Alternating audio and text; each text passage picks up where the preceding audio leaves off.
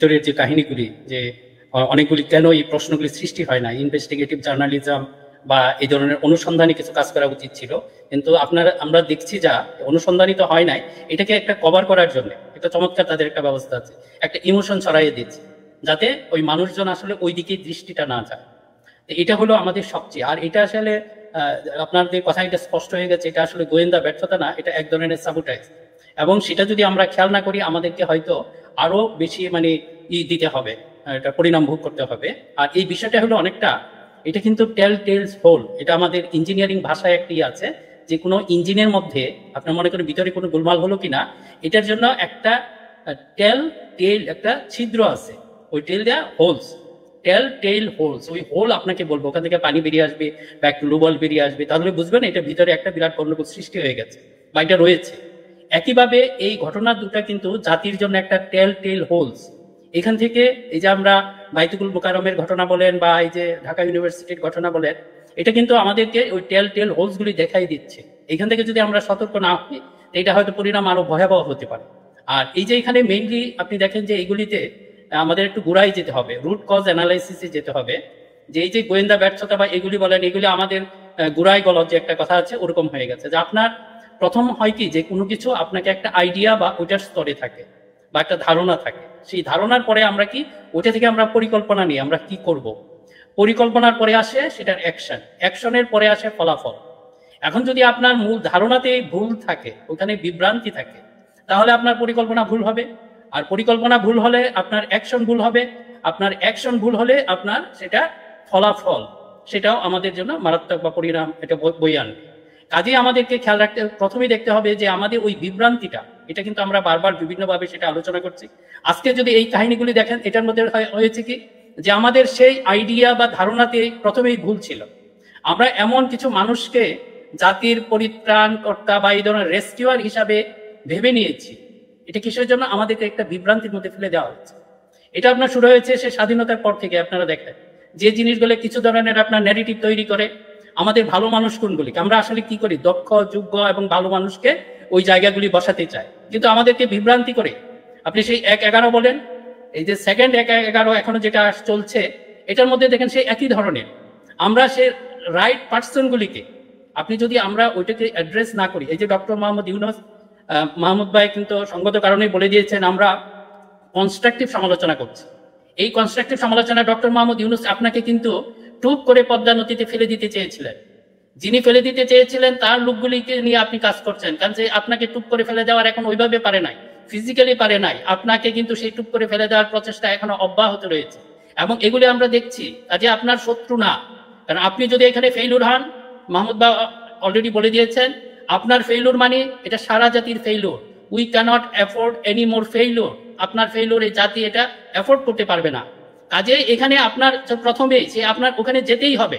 আপনি দেখেন যে এই যে আপনার যে প্রশাসনে আমরা যেটা দেখছি এক ধরনের, আপনার কি বলবো, এটা উনি হোমিওপ্যাথিক চিকিৎসার মতো করছেন। It's is right. অনেক সময় দেখা যাচ্ছে হোমিওপ্যাথিক চিকিৎসা, আমি এটাকে খারাপ বা চিকিৎসা ব্যবস্থাকে আমি খারাপ বলছি না। এখন মনে করেন যদি আপনি এই হোমিও চিকিৎসার মাধ্যমে এই জাতির রোগটা সারাতে পারেন, তাহলে আপনি কিন্তু প্রশংসা পাবেন। কিন্তু যদি এটা আরো এটার ব্যর্থতা টেনে আনে, 2 দিন আগে কিন্তু উনি একটা চমৎকার কথা বলেছেন যে আমার 84 বছর সারা বিশ্বে আমি সম্মানিত হয়েছি, এখন আমার এই বয়সে আমি জাতির কাছে বেঈমান হতে চাই না বা তাদের কাছে দুর্নাম দিয়ে আমি মরতে চাই না। কিন্তু আপনি শুধু শুধু আকাঙ্ক্ষা করলে হবে না, আপনি কিন্তু এমন একটা জায়গায় পা রেখেছেন, এখন যদি আপনি এখনই সতর্ক না হন, একটা হয়ে গেলে কিন্তু এটা হবে না। এবং প্রত্যেকটা দেখা যাচ্ছে আপনার প্রত্যেকটা নিয়োগ আমরা বারবার ইন্ডিকেট করছি, কারণ পার্সোনালি আমাদের কারো প্রতি কোনো আপত্তি নাই। আমি কনক ভাই আবার বলবো একটা সামরিক বিষয় জেনারেল ওয়াকারের ব্যাপারটা বলবো একটু পরে। এখন যে জিনিসটা হয়েছে আপনাকে কিন্তু এটা বারবার বলা হচ্ছে যে এখন আপনি যদি দেখেন 2001 সালে দেখেন আমাদের এগুলি কিছু নমুনা আছে। লতিফুর রহমান যখন তত্ত্বাবধায়ক সরকার প্রধান হন, উনি কিন্তু প্রথম রাতে বিড়াল মেরে ফেলেছিলেন। উনি কতগুলি সচিব প্রথম দিনেই কিন্তু উনি পরিবর্তন করেছেন এবং উনার ছিল একজন অ্যাডভাইজার ছিলেন ডক্টর খলিল, ওই পিনাকিদার সাথে উনি কি করেছেন আপনার মাহমুদ ভাইয়ের ফ্রেন্ড, ওনার সাথে আমার কথা হয়েছে, তারা কিভাবে কাজ করেছিলেন। তারা অপেক্ষা করেন না, হি ওয়াজ এ গুড অ্যাডমিনিস্ট্রেটর। কিন্তু ডক্টর মোহাম্মদ ইউনূস আপনি তো সেটা দেখাতে পারেন না, এটাগুলো আনফরচুনেটলি আমাদেরকে সেটা বলতে হবে। এখন মনে করেন আপনার আশেপাশে যারা আছে, আপনি যে জিনিসটা পছন্দ করবেন সেই জিনিসটাই আপনাকে সার্ভ করে আপনাকে অ্যাডভাইস হিসাবে। আপনি অপছন্দ করবেন সেই জিনিস ওনারা সার্ভ করে না। ফর দ্য গড সেক, আল্লাহর ওয়াস্তে আপনাকে বলছি এমন কিছু আপনি পরামর্শ শুনেন যেটা আপনার পছন্দ হবে না, এটাই কিন্তু আপনার সাকসেস এনে দিবে। মিনার ভাই ধরেন ডক্টর ইউনূসের প্রতি আমরা আস্থা রাখতে চাই, কিন্তু ধরেন অবশ্যই এখন ধরেন কিন্তু রাষ্ট্র তো আর আবেগ দিয়ে চলে না। আপনার 84 বছর বয়স, আপনি ব্যর্থ হতে চান না, অথবা আপনার কথা না শুনলে আপনি চলে যাবেন, আবেগের কোনো স্থান নাই। এখন আপনি স্পেশালি মাহমুদা যেটি বলছিল অনভিজ্ঞতা, মানে আপনি তো রাষ্ট্র চালনায় অভিজ্ঞ না, কিন্তু আপনার সাথে যারা আছে তারা আপনার থেকে আরো অনভিজ্ঞ। না, এইটা হয়েছে কি যে আপনার যেটা অনভিজ্ঞতা বা ওই ধরনের টার্ম ধরুন, এটা আনফরচুনেটলি আমাদেরকে বলতে হবে, আমাদেরকে এটা শো করছেন, ডিসপ্লে করছেন। এখন যদি আপনি এটা না করেন, আপনি কার কাছে যাচ্ছেন? সে আপনার রোগ হয়েছে ডাক্তারের কাছে, সেই যে ডাক্তারের কাছে গেছেন আপনি, ওই ডাক্তাররাই এই চিকিৎসা বিদ্যাকে মানে এই যে মেডিকেল সিস্টেমটাকে ওরা ঘৃণা করে, ওরা কবিরাজি সিস্টেম পছন্দ করে। আপনি যদি মনে করেন এরকম ডাক্তারের কাছে যদি যান, যাদের কাছে গিয়েছেন তারা পলিটিক্সকে হেট করে, আপনি দেখেন আপনার আশেপাশে যারা আছে এদের পলিটিক্স সম্পর্কে ন্যূনতম জ্ঞান নাই। দু একজনে যা আছে তারা একটা ফলস ইকুয়ালাইজার, যাদেরকে বলবো তারা এই দিকেও করে সেদিকেও করে, সত্যি কথা বলে না। মানে হচ্ছে চুলে মাথায় টাকে মাথায় চুল গজানোর জন্য আপনি যে ডাক্তারের কাছে গেলেন তার মাথায় টাক না। এখন এইটা আপনাদের খেয়াল রাখতে হবে। ডক্টর মোহাম্মদ ইউনূস, আমরা ডিউ রেসপেক্টে আপনাকে এটা বলছি যে এটা সমালোচনা না, এগুলো আপনি করেন, আপনাকে সেই প্রথম গুড়াই হাত দিতে হবে। তা না হলে আপনাকে তো এটা তো সম্ভব না। ডক্টর মোহাম্মদ ইউনূস দেখবে না কোন জেলায় কোন ডিসি বসেছে, এটা আপনার পক্ষে সম্ভব না। কিন্তু আপনি যাকে বসাবেন তার কাজ ছিল এটা, এবং দেখা যাচ্ছে আপনাকে যে টুপ করে পদ্মায় ফেলতে চেয়েছিলেন তাদের আশেপাশে যারা আছে তারাই এখন আপনার সবকিছু নিয়ন্ত্রণ করছে। এটাই আমাদের কাছে অ্যালার্মিং মনে হচ্ছে। আর কনক ভাই, আমি আর একটু বলতে চাই জেনারেল ওয়াকারের সম্পর্কে। নো ডাউট এখন দেখেন যে জেনারেল ওয়াকারের সম্পর্কে একটা ধারণা হলো, এই ক্ষেত্রে একটা ওই যে গল্পের মতো, শীতের সকালে একটা বাচ্চা পড়ে গিয়েছিল, তখন ওখানে যে কেউ আর নামে না, বা বাইরে থেকে আর কি সবাই মানে হাউতাস করতেছে, আহা করছে, আর এই বাচ্চাটা পড়ে গেল। তো হঠাৎ করে দেখা গেলো যে একজন লোক সেটা নেমে বাচ্চাটাকে উদ্ধার করবে। বাচ্চাকে উদ্ধার করে সাংবাদিকরা পরে তারা দেখে হবে বাহবা দিচ্ছে যে আপনি কিভাবে করলেন, যে ভাই আমি তো আসলে ইচ্ছা করে করি না, পিছন থেকে কেউ ধাক্কা মেরেছে। এখন জেনারেল ওয়াকারের জন্য আমার কাছে কেন জানি মনে হয়, হ্যাঁ, এখন যদি মনে হয় যে আপনাকে মনে হচ্ছে কেউ ধাক্কা মেরে, এটা আপনাকে নেগেটিভ অর্থে বলছি না, সেই ধাক্কাটা হয়তো বিবেক আপনাকে দিয়েছে, আপনি সেই উদ্ধার করেছেন, জাতি আপনার প্রতি কৃতজ্ঞ।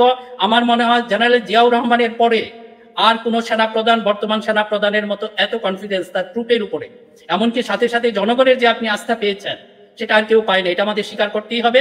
আপনি নিজে ইচ্ছা করে পড়েন, আর কেউ ধাক্কা মেরে আপনাকে এই কাজটা করাক, আমি এটা নেগেটিভ অর্থে বলছি না। এই ধাক্কা, এই যে বললাম তো, এটা আপনার বিবেকে হয়তো ধাক্কা দিয়েছে, কাজে এটাকে আপনি প্রমাণ করুন। এখন একজন গুড অ্যাডমিনিস্ট্রেটর হিসাবে আপনার দেখেছি যে আপনার তিনটা কিন্তু সেনাবাহিনীতে 3টা কমিশন হয়েছিল, যেটা একটা দুর্নীতির জন্য, ইনভেস্টিগেশনের জন্য 3জন লেফটেন্যান্ট জেনারেলের জন্য, একটা গুমের ব্যাপারে, আরেকটা হয়েছিল যে এক্সট্রা জুডিশিয়াল কিলিং। 3টা যে জেনারেল আসলে খুব সুন্দর জিনিসগুলো ওনারা বের করে এনেছিলেন, কিন্তু অ্যাকশন আমরা শুধু ডিজিএফআই এর কয়েকজন বাদে আর কোনো অ্যাকশন দেখি নাই।